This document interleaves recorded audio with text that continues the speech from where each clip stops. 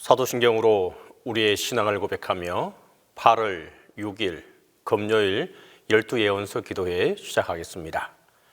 나는 전능하신 아버지 하나님 천지의 창조주를 믿습니다. 나는 그의 유일하신 아들 우리 주 예수 그리스도를 믿습니다. 그는 성령으로 잉태되어 동정녀 마리아에게서 나시고 본디오 빌라도에게 고난을 받아 십자가에 못 박혀 죽으시고 장사된 지 사흘 만에 죽은 자 가운데서 다시 살아나셨으며 하늘에 오르시어 전능하신 아버지 하나님 우편에 앉아 계시다가 거기로부터 살아있는 자와 죽은 자를 심판하러 오십니다. 나는 성령을 믿으며 거룩한 공교회와 성도의 교제와 죄를 용서받는 것과 몸의 부활과 영생을 믿습니다.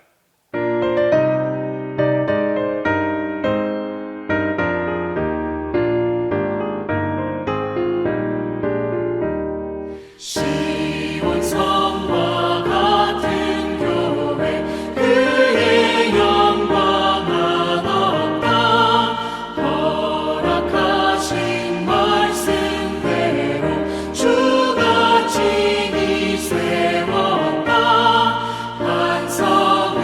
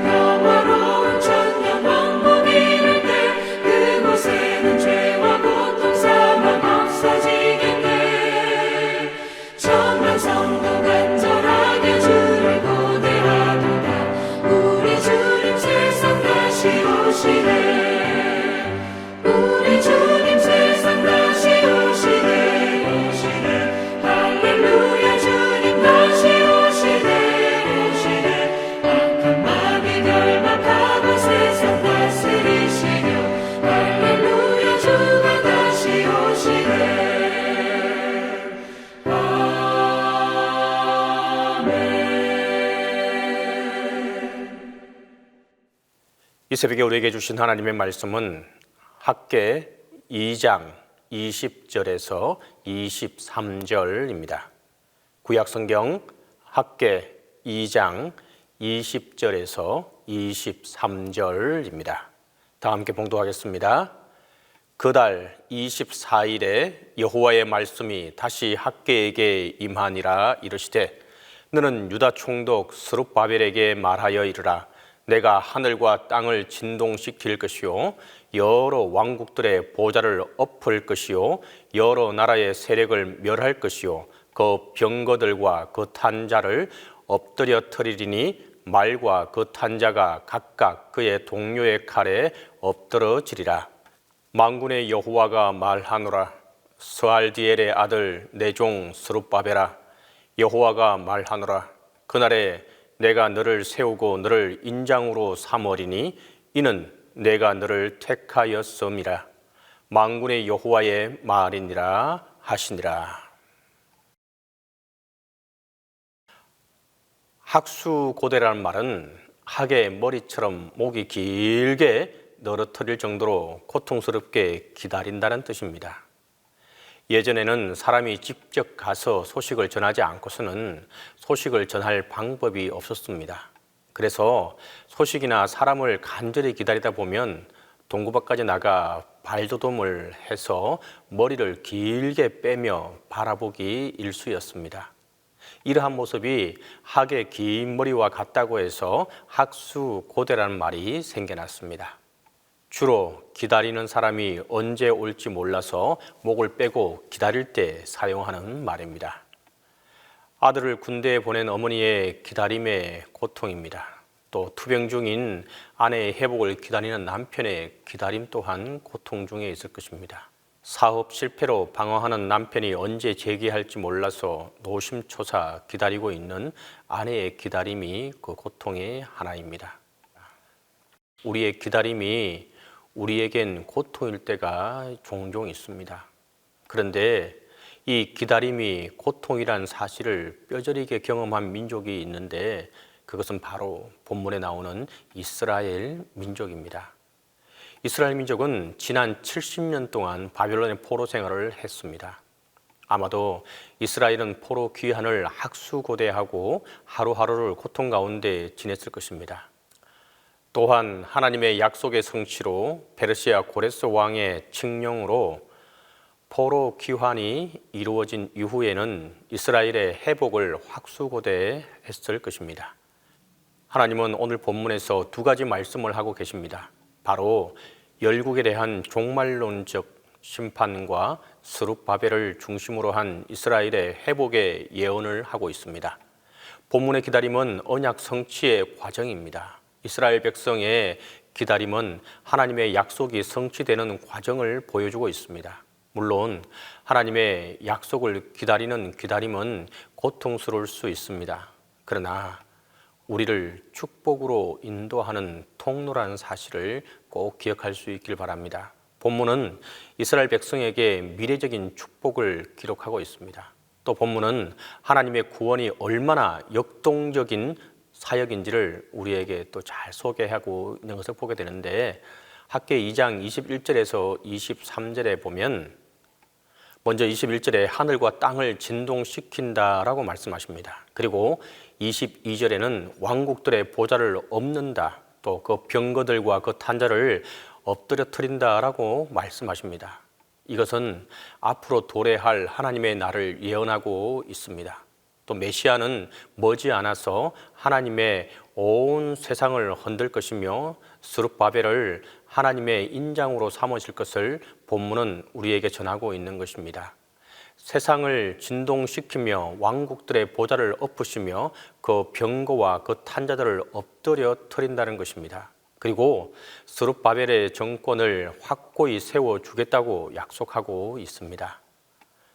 23절에서 나오는 스룹바벨은 다윗 자손의 생존자로 앞으로 오실 메시아를 상징하고 있는 것입니다. 하나님께서 다윗에게 주신 약속이 있습니다. 그것은 바로 다윗 언약입니다. 이 다윗 언약은 다윗이 본인의 왕국에 사는데 하나님을 위한 집을 내가 짓지 않았구나라고 깨닫게 되고, 그리고 하나님을 위한 집을 짓기를 소원하게 됩니다. 그런데 더 놀라운 것은 하나님이 다윗의 마음을 보시고 내가 다윗과 그의 후손을 위한 집을 짓겠다, 그리고 영원한 집을 지어 주겠다고 약속하신 것이 바로 다윗의 언약입니다. 그렇기 때문에 본문에서는 하나님의 집을 짓고 있는 다윗의 유일한 생존자 스룹바벨을 하나님이 귀하게 여기신 것입니다. 하나님의 집을 짓고 있는 스룹바벨을 위하여 오히려 하나님은 내가 너에게 집을 지어 주겠다. 그것이 무엇입니까? 바로 다윗 언약을 확고하게 확정해 주겠다는 말입니다. 다시 말해서 다윗 자손으로 오실 메시아의 통치를 예언하고 그것이 확실히 이루어질 것을 말씀해 주고 있는 것입니다. 바로 다윗 자손으로 오실 메시아 그리스도의 통치를 말씀하시고 있습니다. 결국 다윗 자손은 예수 그리스도로 성취될 것임을 확고히 예언해 주고 있습니다. 23절의 스룹바벨을 하나님의 종으로 부르시고 있습니다. 그리고 그를 인장으로 삼으실 것을 말씀해 주고 있습니다. 당시에는 줄을 달아 목에 달고 다니거나 아니면 반지로 끼거나 팔찌로 사용하기도 했습니다. 그리고 그 인장에는 주인의 이름이나 아니면 상징을 담은 마치 오늘날 인감 도장과 같이 그렇게 주인의 권위와 권한을 상징하는 것입니다. 그렇기 때문에 하나님께서 스룹바벨을 자신의 인장으로 삼으시겠다. 이것은 그를 통해서 성전을 지어질 것이요 그를 통해서 세상을 통치하겠다는 의미가 담겨 있는 것입니다. 학개서를 통해서 계속해서 우리에게 말씀하고 있는 것은 말씀에 순종해서 헌신하는 것은 우리에게 고통이 아니라는 것입니다.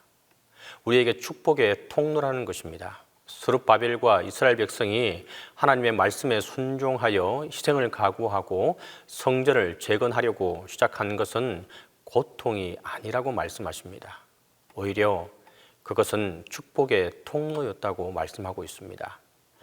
하나님은 이스라엘에게 현실의 축복과 미래의 축복을 약속하고 있는 것을 보게 되는데 19절에 보면 그러나 오늘부터는 내가 너희에게 복을 주리라 말씀하십니다. 하나님이 이스라엘 백성과 함께 하실 것을 말씀하고 계신 것입니다.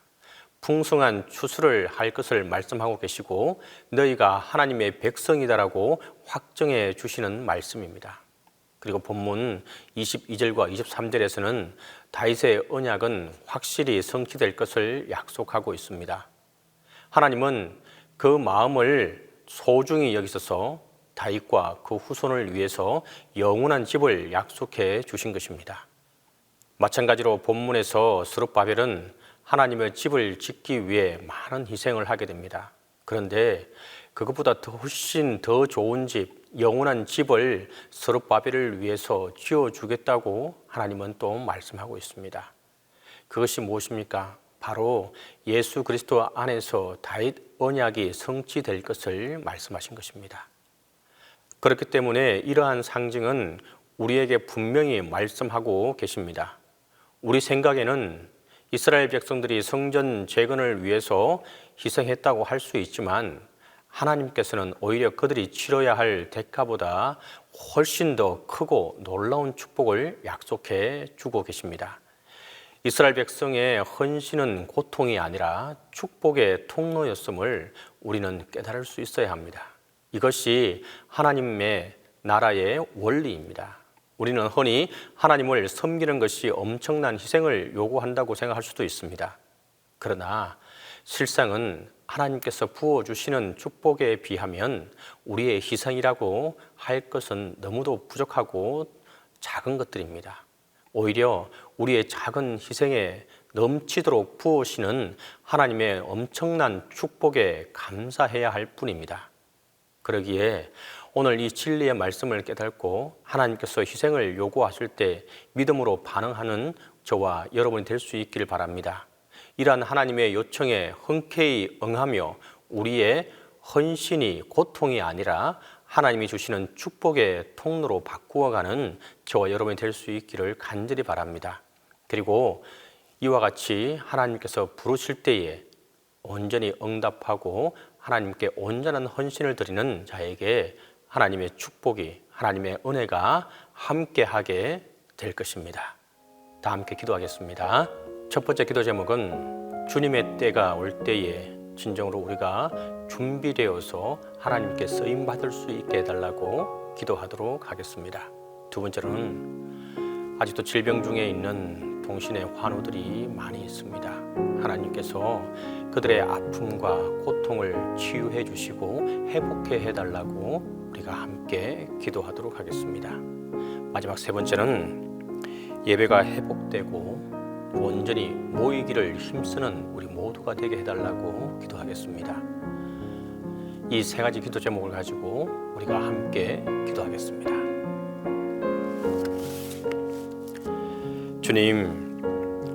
주님께서는 오늘도 우리에게 기다림의 시간을 허락해 주시고 또한 기다리며 하나님의 뜻을 구하기를 간절히 원하고 계십니다. 하지만 이 기다림의 시간은 너무도 안타까운 시간이고 우리에게 너무도 힘든 시간이기도 합니다. 기다림의 시간은 목이 타들어가고 영혼이 생명력을 잃어버린 듯한 고통이 수반되기도 합니다. 하지만 기다리라고 하신 그 말씀에 우리가 순응하며 나아가게 하여 주시옵소서. 또한 그렇게 할 때에 우리가 기다릴 때 주님은 우리의 문제를 변화시킬 줄 믿습니다. 우리가 기다릴 때 우리의 인격은 보다 고귀해져 가게 될 것입니다. 우리가 기다릴 때 우리의 심령은 주님을 통해서 더욱더 교육하고 바르게 나아가게 될 것을 믿습니다. 우리가 기다릴 때 말씀이 우리 속에 역사할 것을 우리가 믿고 나아갑니다. 우리가 기다릴 때 하나님과의 신비한 교제가 이루어질 것을 믿고 나아갑니다. 우리가 기다릴 때 주님과의 동행을 맛보며 나아갈 수 있게 하여 주옵소서. 주님, 진정으로 기다림을 통해 하나님의 말씀을 듣게 하시고 하나님과 동행하는 삶을, 하나님께로 오는 참 소망을, 희망을, 또한 새 힘을 얻고 나아갈 수 있게 하여 주시옵소서. 기다림의 끝에 하나님의 크신 축복이 함께하게 하여 주시옵소서. 주님, 치료의 주님은 재앙을 내리시기도 하시고 거두시기도 하시는 분인 것을 믿습니다. 병들게도 하시고 낫기도 하시는 분인 걸 또 믿습니다. 강구하고 또 감구하옵기는 뜻하지 않은 질병으로 고통을 당하는 우리의 교우들이 있습니다. 그들을 향하신 주님의 뜻이 무엇인지 알지 못할 때도 있고 또한 우리가 온전히 기다리지 못할 때도 있지만 주님, 이 질병의 고통 속에 있는 그들을 주님께서 불쌍히 여기시고 하나님께서 치유하여 주시고 회복해 되는 놀라운 역사가 함께하게 도와 주시옵소서. 우리가 합심하여 기도할 때 하나님의 기적이 나타나게 하시고 한 영혼을 귀하게 여기시는 하나님이시니 오늘 병들어 고통당하는 교우들을 기억하셔서 속히 고쳐 주옵소서. 이전보다 더욱더 강건하여져서 주님을 찬양하고 감사하며 나아가게 하여 주시옵소서. 주님, 코로나19로 우리 가운데 무너진 성벽들 중 가장 먼저 예배자의 자리를 재건하기를 원합니다. 구원받은 우리 모두가 하나님을 영화롭게 하는 예배자임을 우리가 각성하고 또한 성령 충만한 예배자로 세워져 나가기를 원합니다. 그동안 습관적으로 시간으로 예배드리며 불평했던 연약한 모습들을 용서해 주옵소서. 생명과도 직결된 것이 예배였음을 코로나 바이러스의 무서운 위협 가운데 예배에 대하여 의심하고 또 의심했던 우리의 마음을 용서하여 주시옵소서. 담임 목사님을 통해 교회에 부어주시는 하나님의 뜻에 귀 기울이지 못했음을 용서해 주시고 분명한 회복의 날을 허락해 주시기를 원하고 또 나가게 하여 주시옵소서. 주님, 코로나로 인해 여러 형태의 예배가 나타나고 있습니다. 하지만 교회를 중심으로 모이기를 힘쓰는데 소홀히 하지 않게 하시고 우리의 마음을 붙잡아 주시고 오직 주님께만 예배드리는 우리의 모습이 되게 하여 주시옵소서. 주님, 담임 목사님을 위해서 기도하오니 영육간에 강건하게 도와주시고 이 시기를 헤쳐나갈 때에 지혜와 건강을 허락해 주시옵소서. 이제는 주님께서 가르쳐주신 기도로 기도에 마치도록 하겠습니다. 하늘에 계신 우리 아버지, 아버지의 이름을 거룩하게 하시며 아버지의 나라가 오게 하시며 아버지의 뜻이 하늘에서와 같이 땅에서도 이루어지게 하소서. 오늘 우리에게 일용한 양식을 주시고 우리가 우리에게 잘못한 사람을 용서하여 준 것 같이 우리 죄를 용서하여 주시고 우리를 시험에 빠지지 않게 하시고 악에서 구하소서. 나라와 권능과 영광이 영원히 아버지의 것입니다.